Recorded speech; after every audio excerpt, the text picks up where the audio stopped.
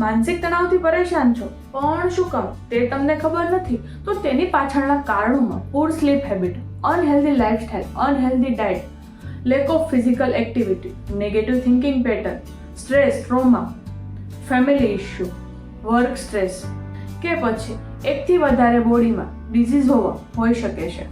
Physical problem માટે તો તમે વાત કરતા જોયા હશે પણ તમે કોઈને મેન્ટલ પ્રોબ્લેમ માટે વાત કરતા જોયા છે? ના.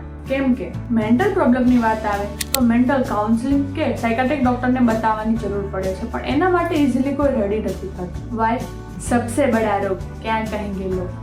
સોસાયટીમાં લોકો મારી શું વાત કરશે, મને ગાંડો સમજશે. અરે ભાઈ, લોકો શું કહેશે એના ચક્કરમાં તારે આટલી સરસ જિંદગીની પથ્થારી શું કામ ને ફેરવે છો? શું તમે પણ આવા માનસિક તણાવથી પરેશાન છો તો મૂંઝાવાની કે ટેન્શન લેવાની બિલકુલ જરૂર નથી. હું છું ડૉક્ટર માનસી ભીંગરાડિયા, તમને આમાંથી જરૂર બહાર લાવીશ. જો તમે આવી કોઈ પ્રોબ્લેમથી પરેશાન છો તો કોન્ટેક્ટ કરો અને નીચે આપેલી લિંક પર રજીસ્ટર કરો. Stay healthy and happy.